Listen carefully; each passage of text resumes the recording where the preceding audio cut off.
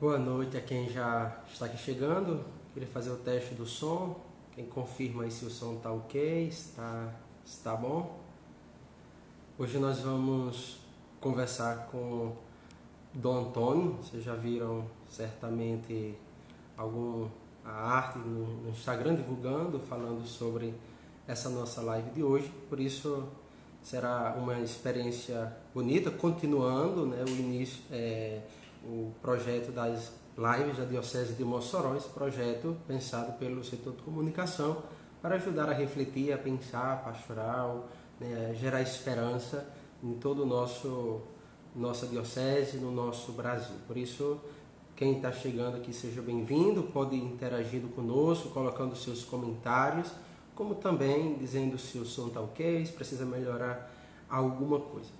Bem, como disse, hoje nós vamos conversar, na verdade, com o bispo da Diocese de Caicó, Dom Antônio. Eu vou lançar o convite para ele, assim ele se apresenta e a gente começa a nossa conversa. O convite para Dom Antônio.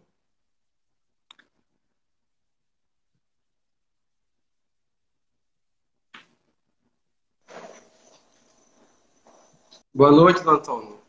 Boa noite, Padre Miquel. Como é que vão as coisas? Tudo bem? O senhor escuta bem? Escuto bem. Veja se está bem, a imagem está boa. Você está me ouvindo bem? Está me ouvindo bem? Também. Sim, ouvindo então bem. Tá ótimo. Graças a Deus, então. Pois, Dom Antônio, seja bem-vindo aqui ao nosso espaço virtual, no Instagram da Diocese de Mossoró. E a gente tem começado, na verdade, foi terça-feira passada, o primeiro encontro foi com o Dom Mariano, hoje com o Senhor. Queremos semanalmente, nesse encontro, refletir, pensar pastoral, ter esperança.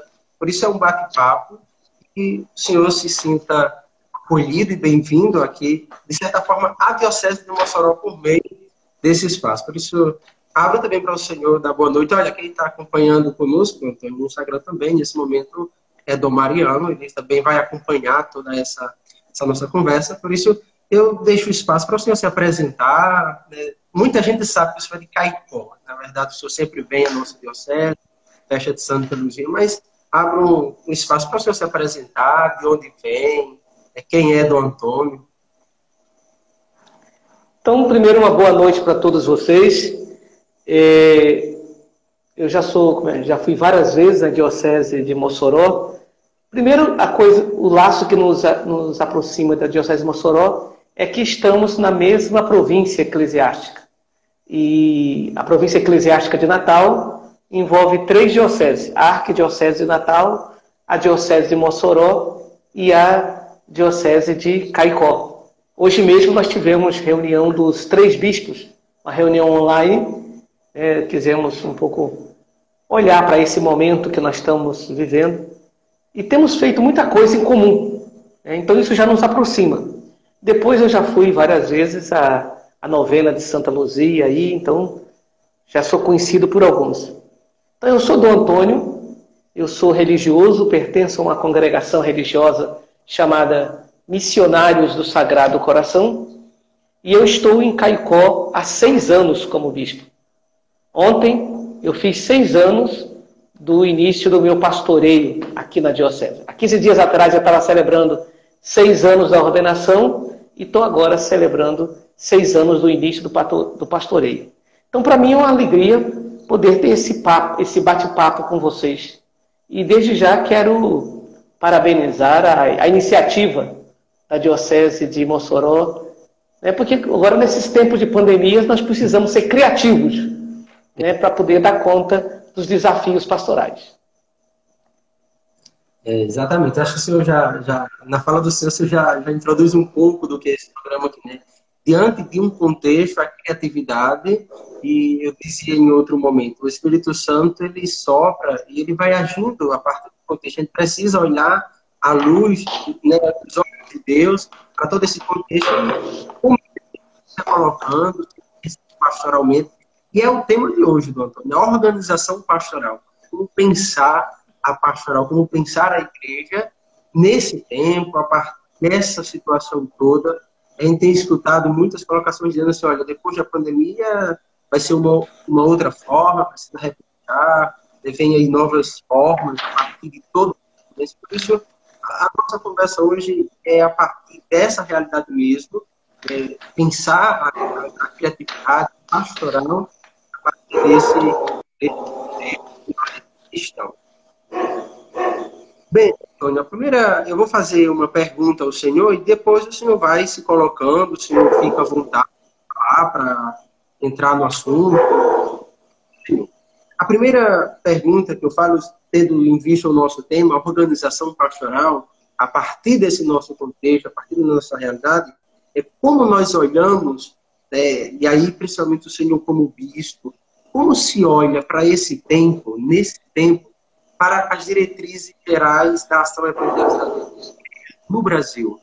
Como é que a gente olha quando as diretrizes foram pensadas? Eu queria ler só o objetivo das diretrizes para quem está nos acompanhando, para entender um pouco. O objetivo geral das diretrizes diz: evangelizar no Brasil cada vez mais urbano pelo anúncio da palavra de Deus, formando discípulos e discípulas de Jesus em comunidades eclesiais e missionárias, à luz da evangélica opção preferencial pelos pobres, cuidando da casa comum e testemunhando o reino de Deus. Por isso, evangelizar a partir desse contexto. Como é que o senhor vê as diretrizes nesse tempo? A primeira coisa é como é que eu vejo esse tempo. É um tempo de pandemia. E a gente precisa assumir esse tempo. Porque eu acho que uma das coisas mais difíceis é porque a nossa vida é programada. A gente tem esse vício de programar tudo e achar que a gente tem a história na mão. Um tempo como esse de pandemia, ele acabou com nossos esquemas. Né? Por exemplo, todos os nossos planejamentos pastorais. E só para imaginar, vamos pensar. Em fevereiro, nós estávamos planejando o ano. 15 dias antes, início de março, eu estava pregando retiro, preguei retiro para Guarabira, tive encontro com os formadores do Regional Nordeste 2, e uma semana depois, nós já estávamos num colapso. Quer ver, naquela semana, no dia 16, nós ainda tivemos reunião dos bispos em Natal. No dia 19, 3 dias depois, nós já estávamos suspendendo as missas. Quer dizer, eu acho que, por mais doloroso que seja, e é doloroso, a gente tem, eu acho que uma primeira lição é que a pandemia, ela nos ensina, muitas vezes, a conviver com o inusitado. O homem moderno, ele tem a sensação de que está tudo programado. A gente programa a escola, programa o namoro, programa o casamento, programa a igreja, está tudo programado. E se a gente quiser morrer, também tem que programar. E a pandemia nos pegou de surpresa. Né? Então, acho que isso gera um certo desconforto. Eu, por exemplo, eu não tinha Instagram, eu nunca tinha feito live na minha vida, e agora me forçou a entrar. Então, eu acho que isso é bom para primeiro tirar essa ideia do homem moderno, do controle das situações. O Papa Francisco, várias vezes, ele já tinha dito que é bom que haja uma organização pastoral, mas é preciso que se deixe espaço para o Espírito Santo. E agora, nesse momento, minha gente, não dá para programar nada. Nós estamos diante do inusitado, por isso é um tempo propício para a gente viver uma docilidade ao Espírito. Depois, era interessante que você citou o objetivo geral, e eu ia começar pelo objetivo geral. Quando a gente fala das diretrizes, né, aqui está o documento 109, Diretrizes Gerais da Ação Evangelizadora da Igreja no Brasil para o quadriênio 2019 e 2023, ou seja, a Igreja do Brasil, ela planeja sua ação pastoral por 4 anos.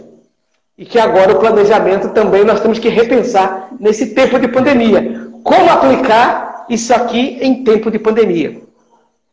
E a primeira coisa que ela diz é: nós estamos evangelizando no Brasil cada vez mais urbano. Essa é uma consciência, gente. 80% da população mundial vive no mundo urbano. Alguns dizem que a porcentagem, inclusive, é maior. Mas vamos por baixo. 80%. Ou seja, ou vive nas grandes cidades, ou vive impactado com a visão da cidade. Mesmo você morando na zona rural, no sítio, mas você tem internet, você assiste programa de televisão, você está tão conectado que você mora na zona rural com a cabeça na cidade. Tanto que quando você encontra o homem rural, por exemplo, na cidade, no sábado da feira, você não consegue distinguir quem é a pessoa rural e quem é a pessoa da cidade. Porque está tudo urbanizado. Então, o primeiro fator é isso. Estão evangelizar um Brasil cada vez mais urbanizado, claro, pelo anúncio da palavra de Deus, formando discípulos e discípulas de Jesus Cristo. E aí aparece um dado interessante. Em comunidades eclesiais missionárias. Quer dizer, cada vez mais se tem essa consciência de que a evangelização vai passar por comunidades. E comunidade, minha gente, nunca é coisa grande. E nós vamos ter comunidades variadas. Temos comunidades que são por regiões, tem comunidades que são por grupos de afinidades. Né? Por exemplo, uma característica do mundo urbano, e isso é uma coisa interessante, Padre Miquéias, eu era estudante de teologia. Olha, eu acabei teologia em 92, em Belo Horizonte, né? E no final de 92 eu fui ordenado padre. E era interessante que eu estava em Belo Horizonte e naquela época saiu o projeto Construir a Esperança, que era um projeto da Arquidiocese de Belo Horizonte, que depois gerou aquele projeto da Igreja do Brasil, que era Rumo ao Novo Milênio. Ele é filhote desse projeto de Belo Horizonte, que foi uma grande diríamos assim, uma grande sacada da Igreja de Belo Horizonte, que era a Igreja de Belo Horizonte se entender um grande centro urbano. Eu me lembro que ali nós já falávamos de que paróquia, nós não podemos entender paróquia por território. Porque essa ideia de paróquia é uma ideia de um mundo urbano. Quer ver, você vai ver, normalmente é uma cidade, uma paróquia, ou algumas cidades formam uma paróquia.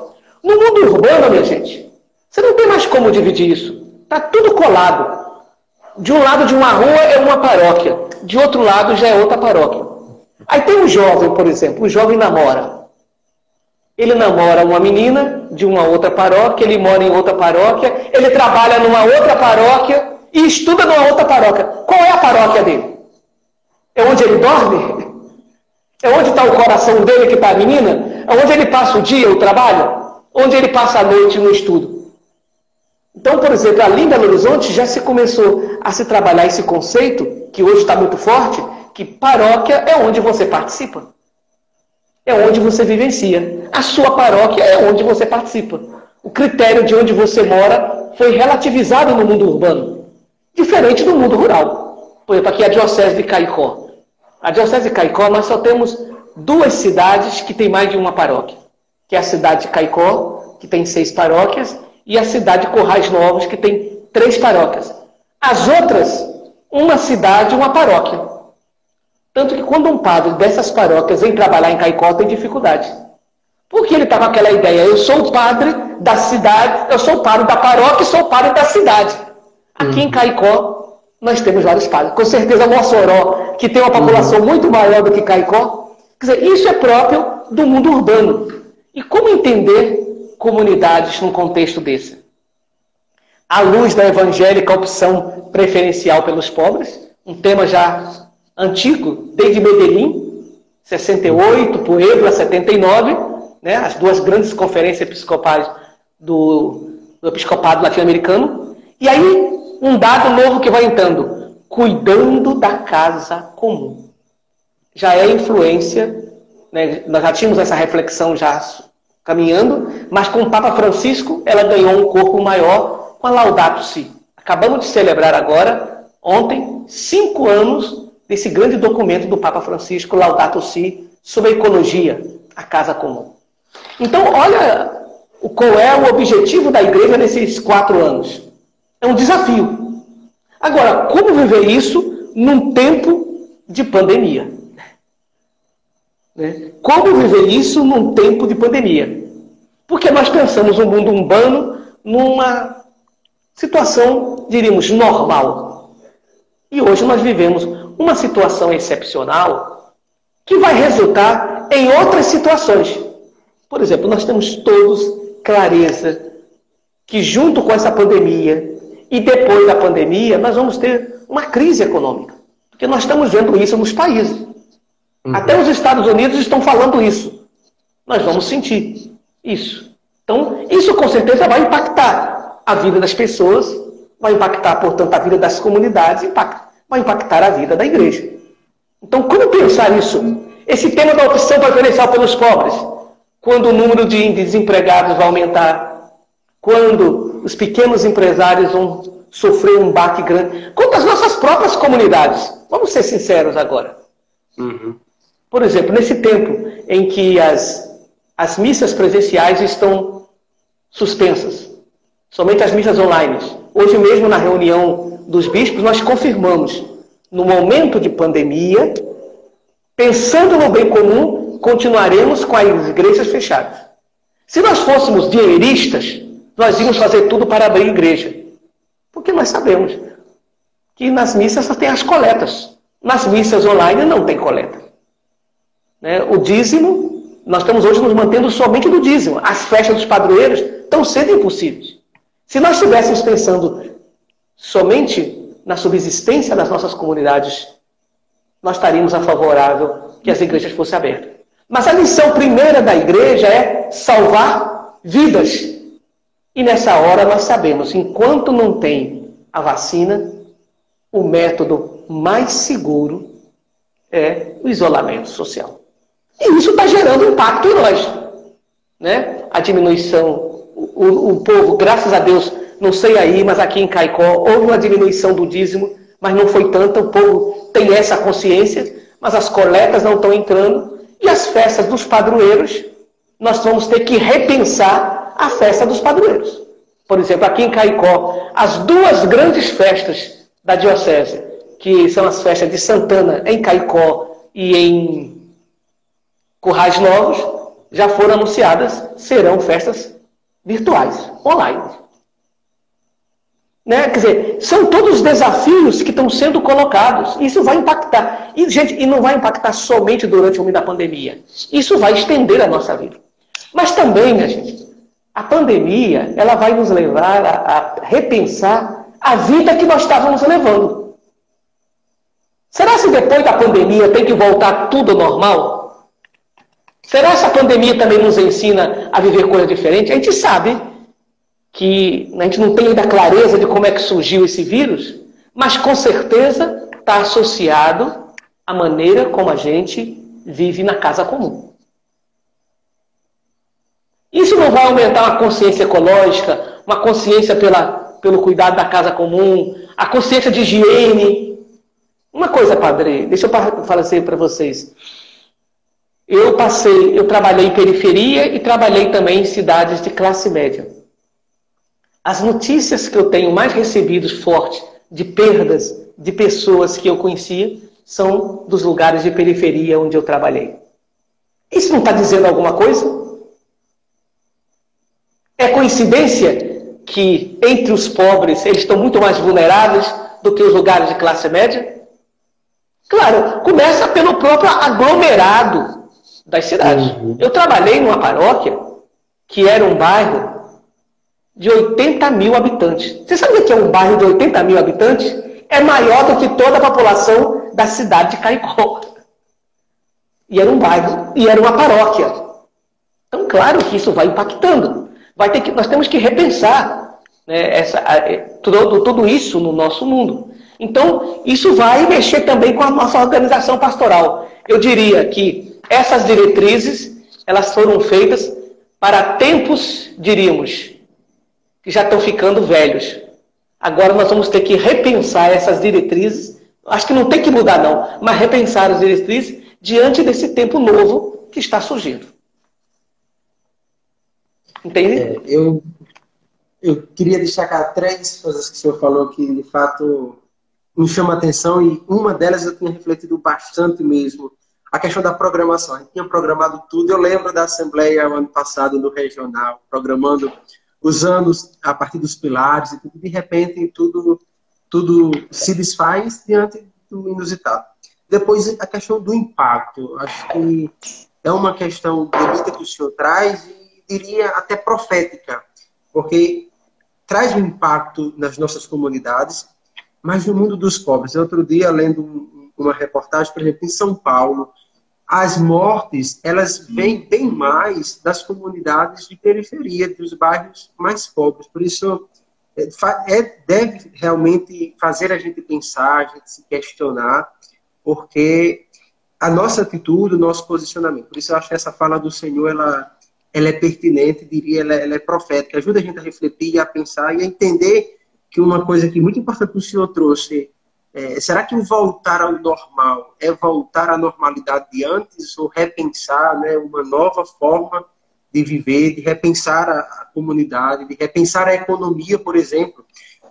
Uma coisa muito interessante também, diante desse contexto todo, como a natureza, né, o ecossistema tem agradecido nesse sentido, porque a natureza ela está se renascendo, ela tá voltando, né, a não poluição, né, a natureza nesse sentido ela tem louvado, porque o homem não tem poluído, o homem não tem gerado tantos gases. Por isso repensar qual é a normalidade que a gente quer voltar. A gente precisa voltar àquela normalidade, ou a gente precisa repensar uma forma de viver diferente, pensando na casa comum, pensando nos pobres, pensando na vida como um todo. Aquela expressão que o povo diz, Padre Miquel, aquilo que a gente não faz pelo amor, termina fazendo pela dor.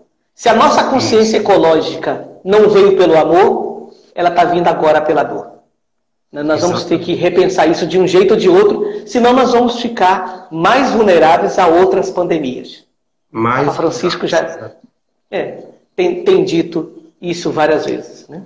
E por isso, minha gente, quando a gente diz que o povo tem que ir para a rua, a gente está expondo as pessoas mais vulneráveis. E os mais vulneráveis não são os idosos, são as pessoas que têm baixa imunidade e os pobres. Porque os pobres, eles têm uma imunidade mais baixa, minha gente. Se alimentam, têm uma alimentação mais frágil. Não é verdade? Estão muito mais. Por exemplo, a própria residência é mais frágil, né? Depois, na hora do atendimento médico, quem possui mais vai poder buscar maiores recursos. Os pobres, né? Hoje mesmo tem uma declaração do atual ministro da Saúde, ele falando que nós vamos entrar numa fase crítica quando a pandemia chegar no interior devido à fragilidade do sistema de saúde. E quem disse isso? O atual ministro da Saúde. Ele constata essa situação. Hoje pela manhã eu vi logo essa matéria e eu já comentei com o Dom Mariano, disse, olha, isso aqui começa a preocupar, porque se chega no nosso interior mesmo de forma agressiva, os pobres não sabem, porque a estrutura ela é precária, acho. Sim. É pertinente essa fala aqui. E eu queria trazer só um comentário de Padre Crisanto, o reitor do seminário. Ele trouxe um comentário muito interessante. Quando o senhor falou aqui a questão dos pobres e tudo, ele fala, e o perigo do extermínio das comunidades indígenas, os povos indígenas, né? Às vezes é um risco, por exemplo, ali na região norte, por exemplo, está muito forte a pandemia.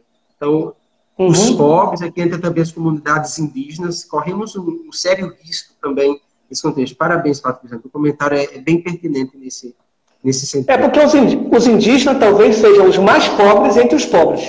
Os indígenas e as comunidades quilombolas. Exatamente. Pois é, Dom Antônio, depois dessa bela introdução, pronto, dentro das diretrizes nós temos os quatro pilares. Do pão, nós temos o pilar da palavra, nós temos o pilar da caridade e o da missão. Eu acho que como esses pilares podem nos ajudar, né, e aqui a gente já começa a vislumbrar perspectivas, né, a começar a gerar esperança, como que esses pilares, né, podem nos ajudar a viver esse tempo aqui agora, a partir do pilar do pão, da palavra, da caridade e da missão. Eu acho que a primeira coisa é a gente tomar consciência que o que está por trás desse documento, quando fala a igreja nas casas e a igreja em missão, é aquele conceito de, primeiro, a gente tomar consciência de que a igreja surgiu nas casas. A origem da igreja não é o templo. O templo é um segundo momento da vida da igreja, na medida que a igreja cresceu. Mas a igreja cresceu nas casas. E a gente fala tanto de igreja doméstica. Eu digo, minha gente, quando a gente olha as experiências que nós estamos vendo agora, por exemplo, o mês de maio, os terços online de as famílias reunidas, é igreja nas casas. Quantas famílias que há anos não rezavam em casa e que agora, por causa do isolamento social, estão lá, estão tendo que rezar? Claro que às vezes estar em casa, gente, não é fácil, porque se a nossa relação em casa não estava boa, a rua poderia se tornar um lugar da fuga.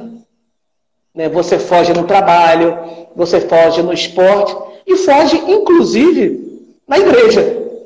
Quantas vezes a gente vai para a igreja para fugir dos conflitos? Agora Deus nos colocou e diz, é aqui que eu estou. Sabe, fazer a experiência de Deus na casa não é fácil. Não é verdade? Porque nós temos que muitas vezes, aquilo que está mal resolvido vai ter que passar pelo diálogo, vai ter que passar pelo perdão, mas pode ser um lugar grande de crescimento. E eu sempre digo, é preciso que cada família seja uma igreja doméstica para que a igreja viva como a família dos filhos de Deus. É preciso que cada família seja uma igreja doméstica para que, de fato, toda a igreja viva como a família dos filhos de Deus. Então, esses 4 pilares, eles têm que ser entendidos. Eles têm que ser vividos na casa e têm que ser vividos na grande comunidade, que é a paróquia, diríamos assim, que é comunidades de comunidades.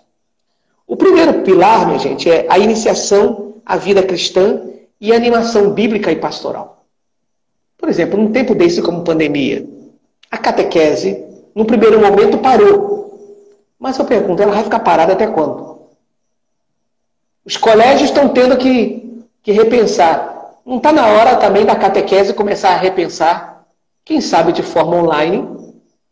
E depois, quando voltar ao normal, quer dizer, a forma online ela nunca vai poder substituir a forma presencial. Porque é a forma do relacionamento, do contato. Abrindo um parênteses. Um dia desse eu dizia, olha, eu não sei porquê, mas essas lives cansam a gente. Né? Uma hora de live dá uma canseira que às vezes 2 horas de reunião não dá. E aí eu vi um artigo que saiu, acho que foi na revista Veja, semana passada, onde a pessoa dizia do desgaste, porque diz, olha, quando você está no presente, você tem contato, a comunicação não é somente auditiva, é pelo olhar, pelas expressões, e agora não, você está focado aqui. Né? A gente tem que ficar tão claro que o grau de concentração. Então nunca a questão online poderá substituir, mas poderá complementar. Eu fico imaginando pessoas que não podem estar sempre presentes. Por exemplo, atingindo as pessoas da zona rural. Às vezes a gente faz evento nas nossas paróquias, mas quando a gente faz evento nas nossas paróquias, minha gente, a gente faz evento pensando em quê? Em torno da matriz. Só que a paróquia é muito maior, tem zona rural. Às vezes o pessoal propõe assim, nesse tempo agora, Dom Antônio, vamos fazer uma carreata na nossa cidade. Mas quando o pessoal fez essa carreata, está se pensando na cidade. E nas ruas que é possível o trânsito. Por exemplo, na hora que for entrar nos becos da periferia, já vai complicar a vida da carreata. A zona rural não entraria na carreata. Né? Quer dizer, são conceitos que a gente às vezes não considera. Então, hoje as lives, elas possibilitam a gente entrar nesses lares. Eu me pergunto, quantas pessoas estão ouvindo a gente agora que se você marcasse uma reunião num salão paroquial, a pessoa não iria? Se eu estou acompanhando certinho, nós estamos marcando aqui 99 pessoas no atual momento. Isso. Será que a gente conseguiria reunir 99 pessoas num salão nosso? Não é fácil. Depois, minha gente, o pilar do pão, a liturgia e a espiritualidade. A liturgia, minha gente, ela é necessariamente presença. Mas eu me pergunto, o fundador da minha congregação, ele dizia uma coisa, quando Deus quer, os obstáculos se tornam meios. Nesse momento, a pandemia está sendo um obstáculo. Mas como transformar esse obstáculo em meio para a gente poder fazer a vontade de Deus? Ser criativo. Então, por exemplo, uma das coisas que a gente tem escutado muito, eu estou com muita saudade da Eucaristia, eu estou sem comungar. Falei, que bom que você está sentindo falta. Ruim seria se você dissesse, está tão bom. Ruim seria se você se acostumasse e depois da pandemia dizer, eu vou agora assistir missa em casa. Né? Eu digo, porque tem uma falta mesmo. Mas será, minha gente, se essa falta ela não pode nos ajudar a repensar a qualidade das nossas presenças? Quantas vezes a gente ia só por obrigação, ia por hábito, ia por medo? Que tem muita gente ainda na teologia do medo. Se eu não fizer isso, eu vou ser castigado. Às vezes você vai na igreja por medo e por hábito, e não por amor. Você imagina um casal de namorado, quando o namorado diz assim, eu vou lá, porque se eu não for, a namorada vai fazer um barraco. Cá pra nós, gente. Quando o namorado vai, por causa da namorada vai fazer um barraco, é porque o relacionamento não está lá grandes coisas. Não é verdade? Ele vai porque tem gosto de estar ali. Então, nessa hora, minha gente, essa ausência pode nos ajudar a repensar, inclusive, a qualidade das nossas presenças. Depois eu tenho insistido muito no número 27 da introdução ao Missal Romano. Quem disse isso quem nos chamou a atenção para isso foi o pregador de retiro da nossa diocese o ano passado, um padre da diocese do Rio, o padre Luiz Fernando. E ele citando o número 27 da introdução ao Missal Romano, ele diz o Missal Romano, que na missa, a presença real de Jesus na missa, ela se dá de 4 formas. Ele está realmente presente na Assembleia reunida. Então, quando nós estamos reunidos em nome dele, o Senhor está presente, não só lá no templo, mas em casa também. Então, quando eu estou participando da missa online, com minha família reunida ali, ele está realmente presente. A segunda forma, ele está presente no ministro ordenado, que faz as vezes de Cristo. Então, de uma forma online, o ministro está presente. E ele está presente na palavra que é proclamada e acolhida por fé pela comunidade. E nós ouvimos a palavra da comunidade. E a quarta forma da presença de Jesus é uma forma especialíssima. É na forma especial do pão e do vinho consagrados. Que desse momento nós não estamos podendo receber. Então, portanto, das 4 presenças reais de Jesus na missa, nós estamos recebendo em 3. Estamos somente, nesse momento, por causa do isolamento social, impedidos de uma 4ª forma. Como é que alguém pode dizer, então, eu não estou recebendo Jesus? Está. Talvez ele está se fazendo ausente dessa forma para a gente poder perceber a sua presença nas outras formas.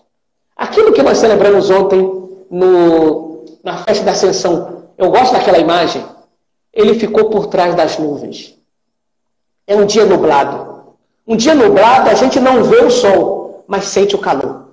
Fique na praia, um dia nublado, e não passe o protetor para ver se você não queima. Você não está vendo o sol, mas ele está ali. Por exemplo, então, eu acho que a gente precisa tomar essa consciência dessa presença do Senhor. E talvez o Senhor quer que a gente o perceba em outras formas. Tem gente que gostaria que Jesus passasse na rua para ver Jesus. Será que Jesus não está querendo ser percebido nessa hora? No teu marido que você está em conflito, na tua esposa que você está em conflito, no teu pai e na tua mãe que você tem conflito, no teu filho que você está com dificuldade. E nos pobres, minha gente. Os pobres, eles são os vigários de Cristo. Antes do Papa ser chamado de vigário de Cristo, a igreja chamava de vigários de Cristo os pobres. Porque a palavra vigário quer dizer aqueles que fazem as vezes de.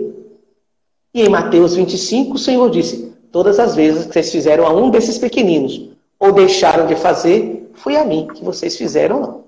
Então é o pilar, eu diria, do pão. O pilar da caridade, acabei de entrar falando dos pobres. Como tem sido bonito nesse momento agora, minha gente. Gesto de solidariedade. Quantas lives pensando em ajudar pessoas pobres. Até os artistas. Artistas que nem professam fé, por exemplo, esses artistas aí populares, fazendo live. Quantos gestos, se é verdade que nós temos visto muitos gestos de insensibilidade, pessoas indiferentes, insensíveis à dor do irmão, mas quantos gestos de solidariedade. Eu fiquei me lembrando daquilo que o Papa Francisco falou num desses dias mundiais da paz. Ele disse, diante de uma globalização da indiferença, precisamos criar uma globalização da solidariedade. Quantos gestos de solidariedade têm surgido entre nós, e também dentro das nossas comunidades? E o pilar da ação missionária. Missão, gente, a gente não escolhe. Missão é dado. Missão que a gente escolhe, fui eu que escolhi. Eu quero fazer isso. O território da missão é Deus que nos dá. E hoje Ele está nos dando esse território. A pandemia é o território que Deus está nos chamando a viver. Eu sei que tem muita gente que gostaria de ter vivido da Idade Média, ser um cavaleiro medieval, ser um rei medieval, com ritos medievais. Outros gostariam de estar no ano 3000. Mas Deus nos chamou a viver nesse tempo que se chama hoje. E o tempo que se chama hoje está passando por esse momento de pandemia. É nesse aqui e agora que somos chamados a testemunhar. É nesse aqui e agora que nós somos chamados a viver a vocação para a santidade. Quando o senhor falava da caridade, acho que ainda quando falava no Pilar do Pão, o senhor falou muito, e aí eu gostei, acho que poderia, se a gente pudesse voltar um pouco esse ponto, em relação à indiferença ao tempo. Pensar a pastoral, né? Pensar a nossa vivência cristã nesse tempo, implica isso aqui. Acho que a gente tem percebido muitos grupos indiferentes à situação, por exemplo, banalizando a realidade da pandemia, do Antônio. Tem visto muitas pessoas em que isso não é isso tudo. Por exemplo, o absurdo de se propagar tantas fake news com caixão aberto, dizendo que estavam enterrando caixões sem pessoas, né? Coisas que eram de 2017, encheram as redes sociais com isso tudo. Por isso, essa questão das fake news, mas a questão dessa indiferença a esse contexto, há tantas vidas sendo ceifadas, parece que realmente nós viramos só estatísticas, só números, parece que não importam essas pessoas que morreram. Por isso, eu acho que pensar a nossa vivência cristã nesse tempo implica esse compromisso com os pobres, com o povo, com toda essa situação que nós estamos vivendo. E dentro dessa dimensão de indiferença também, como o senhor tem visto na igreja, por exemplo, muita gente que não tem respeitado as medidas, mas também tem desejado a abertura dos templos. Acho que hoje, por exemplo, Dom Mariano diz muito aqui, né? É por amor que a gente fica em casa, é por amor que a gente está se isolando, é para salvar vidas. Por isso, como é que o senhor vê essa questão dessa indiferença, desse desprezo às medidas de isolamento, né, e ao não cumprimento, e até mesmo desejar que se abra, faz carreatas, fazem tudo? Eu acho que a questão do ponto de vista psicológico, eu acho que é uma questão, há uma dificuldade da gente assumir a dor. E, de fato, a dor dói. Então, um dos mecanismos nossos diante da dor, qual é? É negar a dor. Né? O povo popularmente diz assim, o marido traído é o último que sabe. Ele é o último que sabe porque muitas vezes ele não quer ver. Né? Por exemplo, os pais, quando o filho está entrando num caminho perigoso, normalmente os vizinhos sabem primeiro. Os pais sabem por último. Porque é uma dor tão grande que psicologicamente um mecanismo nosso é a gente querer negar a dor. Um exemplo que eu dou, o primeiro crucifixo na igreja, minha gente, levou 500 anos para sair. Foi lá por volta da passagem do século IV para o século V que tivemos o primeiro crucifixo. Porque é chocante, minha gente. Chocante você olhar para a cruz e ver Jesus, ver um corpo torturado, morto. Claro né? Que depois disso a gente foi assimilando. Hoje a gente faz um crucifixo de ouro, com pedra de rubi, até piscando o olho, para parecer igual quando a gente faz maquiagem, igual a gente faz maquiagem de defunto, para parecer que o defunto está dormindo e não morreu. Não é verdade? Porque a dor, ela é dolorosa. Então, do ponto de vista psicológico, essa pode ser uma resposta. Eu fiz uma redundância. A dor é dolorosa justamente para enfatizar esse aspecto. Depois, minha gente, um outro grande problema é que nós estamos vivendo um momento de polarização. E nesse momento de polarização, nós estamos, não é politizando a situação, porque toda situação é política, no sentido próprio da palavra política. É a arte e a ciência do bem comum. Então, qualquer situação ela tem uma repercussão, seja ela positiva ou negativa. Não é nesse sentido. A gente está partidarizando a situação. Então, quando a gente está partidarizando a situação, minha gente, a gente perde o objetivo. Então, se o partido que eu defendo defende isso, eu defendo isso cegamente.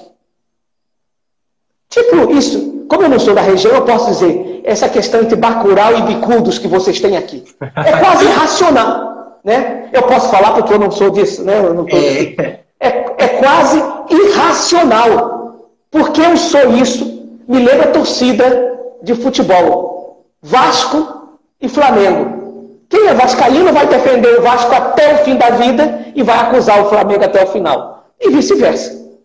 Gente, nós não estamos diante dessas paixões. Nessa hora a gente precisa agir com objetividade. Nós estamos falando de pandemia, estamos falando de saúde, estamos falando de pessoas. O grande problema é que quando a gente fala de números, números são coisas distantes. O Brasil, hoje, qual foi o número que passou? Estamos com 20 e quantos? Já perdi as contas. 23.400 alguma coisa já.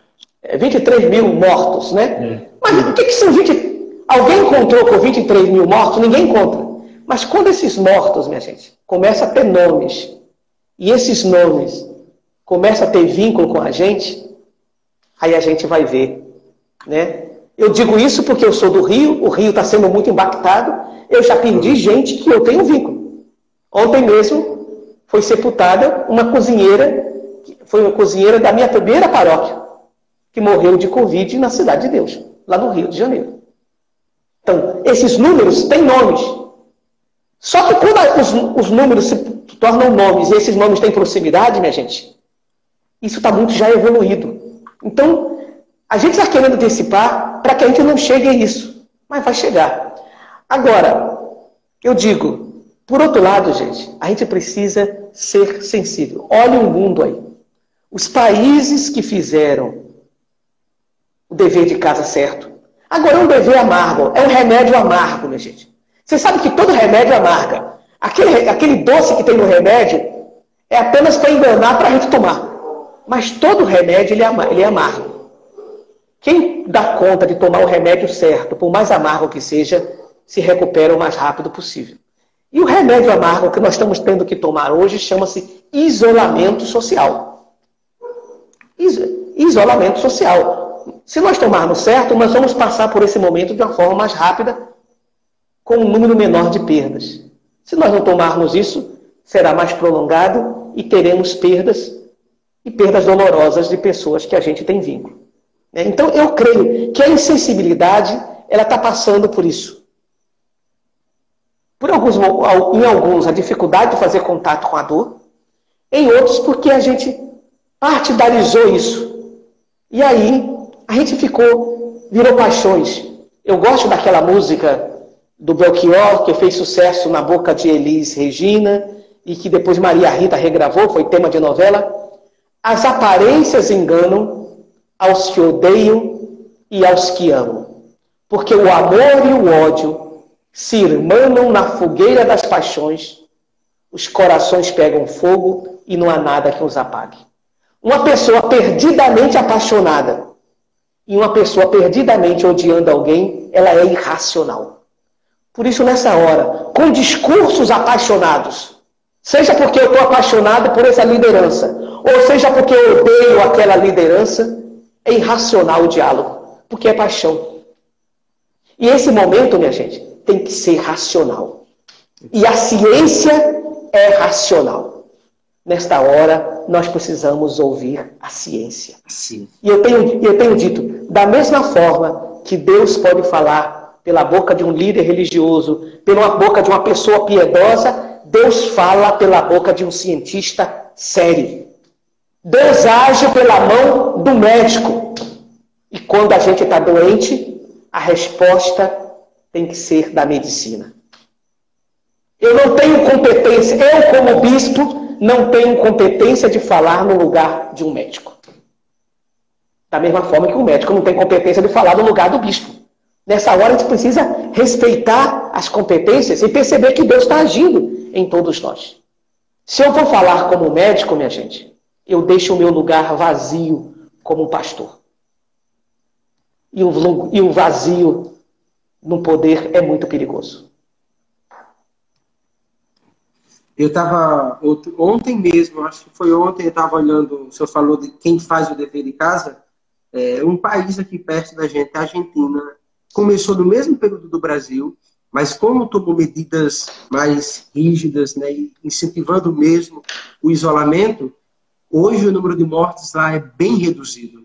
E o número de contaminados também acho que está entre os 11 e 15 mil aí no Brasil, já vai em 370 mil contaminados. Por isso, a gente vê como, de fato, o isolamento seria o remédio para o momento, já que não tem vacina, que não tem nada.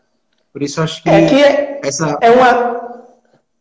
o isolamento é para a gente ganhar tempo enquanto sai a vacina, para não gerar colapso no sistema de saúde. Né? Deixa eu falar, imagina no nosso interior. A capital tem um problema, as capitais têm um problema, porque tem uma grande concentração populacional. Mas nós temos que admitir que tem também um número maior de condições de profissionais de saúde. Quando a gente chega no interior, minha gente, nós temos uma densidade demográfica menor, uma população menor, mas também os hospitais são mais frágeis, o número de profissionais é menor. Você imagina um colapso desse, né? Falando aqui pelo Seridó. Se o nosso hospital regional ele é frágil em situações normais, imagine em situações excepcionais como essa. Os nossos profissionais de saúde aqui estão sendo heróis. Num momento como esse, minha gente, é quase para a gente canonizar médicos. Eles estão dando a vida e trabalhando muitas vezes, minha gente, sem recursos. E quando eu falo médico, estou falando todo mundo, estou falando profissional de saúde.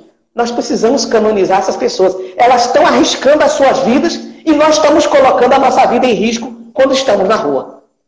É uma loucura o que nós estamos fazendo muitas vezes.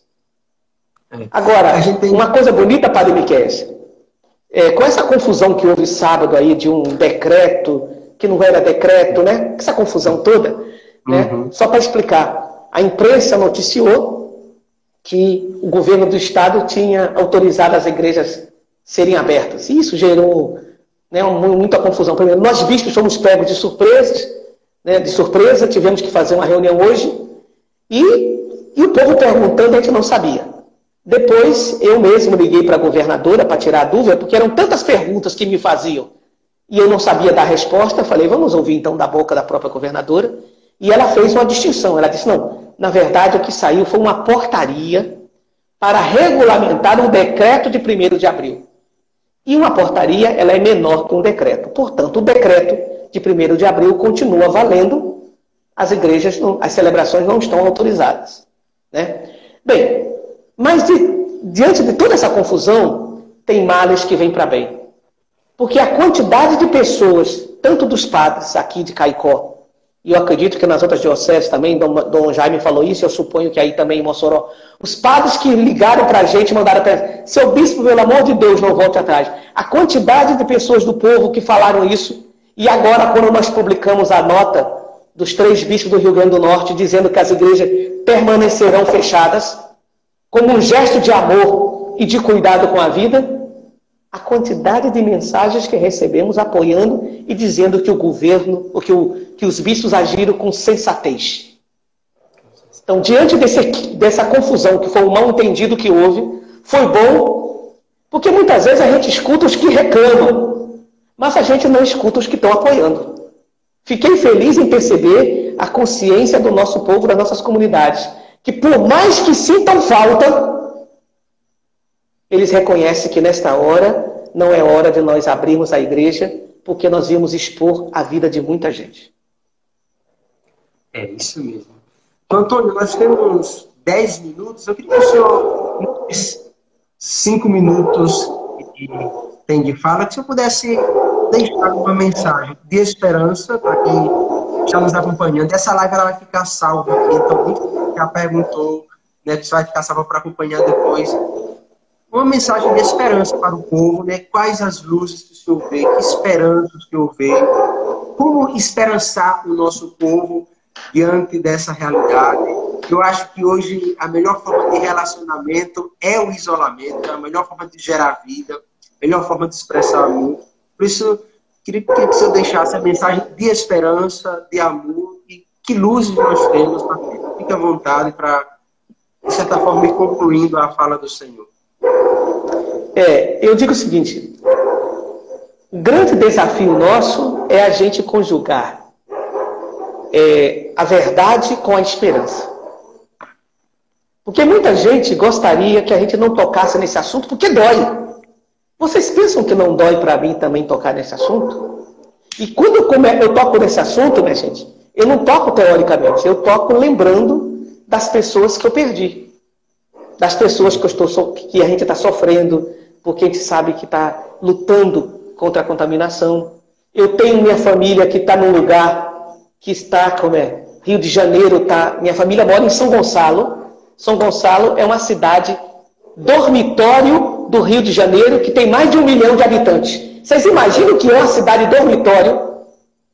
Ou seja, que é uma cidade que ela vive em função de uma cidade maior. Né? São Gonçalo vive em função de Niterói e de Rio de Janeiro, e tem mais de 1 milhão de habitantes. Então, a concentração populacional é uma coisa de doido. Né? E todas as pessoas que estão ali estão vulneráveis.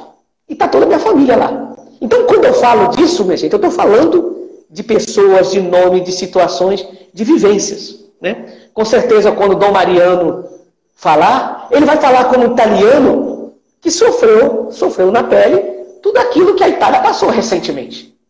Mas não estamos falando de teoria, não estamos falando de gabinete. Né? Agora, eu digo, ao mesmo tempo que nós temos que ser realistas, temos que manter viva a esperança. Porque o risco é da gente ficar colado na dor. E a dor, ela ir crescendo tanto que ela possa nos engolir. Né? E o cristão, minha gente, ele vive de esperança. Você usou a esperançar de propósito, eu acredito. Né? Foi um ponto que você deu aí, né? Igual no teatro, quando alguém dá um ponto para o ator não esquecer o que tem que dizer. Né? Eu digo... o que a gente entende por esperança? Aí nós temos que olhar os mestres, né? E o nosso Paulo Freire, ele que Cortella gosta muito de repetir, Paulo Freire ele fala que a esperança ela não vem do esperar como alguém que fica na parada do ônibus esperando o ônibus passar. Igual aquela música de Chico Buarque, Pedro Pedreiro, que a família inteira fica esperando isso, até esperando a morte, esperando o filho, esperando o dia de voltar por norte e esperando a morte. A esperança cristã não é essa. A esperança cristã, ela vem do verbo esperançar. E o esperançar é esperar fazendo. E para mim a imagem de alguém que espera fazendo é a imagem da mulher grávida. Que ela espera alguém que já está ali, porque a criança ela não chega só quando ela nasce, não. Ela, já com a concepção ali, ela já está ali. Eu agora, sexta-feira, vai chegar uma sobrinha neta para mim. E ela já está ali. A gente já chama pelo nome, Maitê. Ela está aí. Ela não vai existir só quando nascer. Ela já está ali. Né? Já está no coração da gente, na família toda.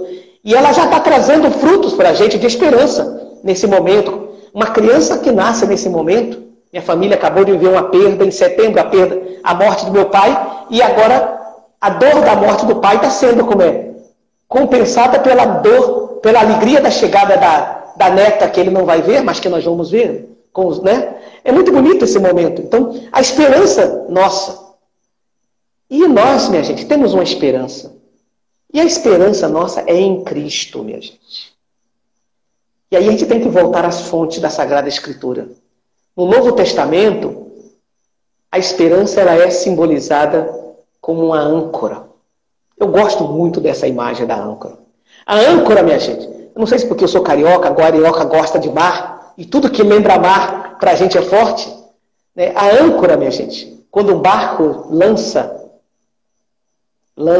a âncora no mar, no rio ou no lago, vamos imaginar no mar, podem vir as ondas fortes, os ventos impetuosos, o barco balança, mas não está à deriva, porque está ancorado.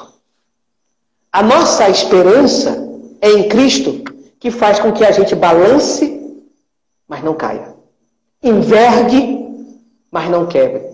Balance, mas não esteja à deriva. Não é à toa que naquela pregação bonita do Papa na última sexta-feira de março, no dia 27 de março, ele usou a tempestade. Nós não estamos à deriva. A nossa esperança é em Cristo. Agora, a esperança em Cristo não nos isenta do sofrimento. A esperança em Cristo diz que nós não estamos isento do sofrimento, mas a dor e a morte não têm a última palavra. Não tem a última palavra. A última palavra do Pai não foi dada na Sexta-feira Santa. Na Sexta-feira Santa há um silêncio terrível do Pai. O filho gritando na cruz, meu Deus, por que me abandonaste? Rezando o salmo. Mas a última palavra do Pai virá na aurora da ressurreição. Então, por isso, nesse momento, a gente atravessa com dor, com sofrimento, mas a gente atravessa com essa esperança dizendo, eu sei em quem acreditei. E aquele que me ama jamais nos abandonará. Agora, não se esqueçam a frase de Santo Agostinho. Deus não vai fazer por nós aquilo que cabe a nós fazermos. Deus fará a sua parte. E Deus é fiel. Mas é preciso que nós façamos a nossa parte e sejamos fiéis. E nesse momento, a nossa parte é manter o isolamento social, rezar, manter viva a fraternidade, a solidariedade, alimentar o amor. Amém. No tempo, viu, Dom Antônio? Falta um minuto. Mas nós queremos agradecer, Dom Antônio. De fato, a live, nesse momento, muita gente comentando aqui como foi bonita, como sabe as palavras, anima muita gente, não tenha dúvidas disso. Por isso, o Senhor esperançou muito aqui, gerou muita vida, muita esperança. A Diocese de Mossoró agradece imensamente ao Senhor. E a quem está nos acompanhando, quarta-feira da próxima semana, estaremos aqui com a live da Diocese. Por isso, acompanhe. Daqui a uns dias vamos divulgar quem vai nos acompanhar, tá certo? Quem vai estar conosco. Eu queria pedir a Dom Antônio para dar a bênção nesse momento, encerrando a nossa live. Muito obrigado, Dom Antônio. Eu agradeço o convite de vocês, me coloco à disposição e parabéns pela iniciativa. O Senhor esteja sempre convosco. Ele está no meio de nós. Está no meio de... Por intercessão de Santa Luzia, desça sobre todos vós a bênção do Deus de infinita misericórdia, Ele que é Pai, Filho e Espírito Santo. Amém. Amém. E que Santa Luzia nos ensine a ver a luz de Cristo em meio a essa tempestade. Amém. Amém. Abraço, Antônio. Tchau, minha gente. Um abraço. Tchau, meu irmão.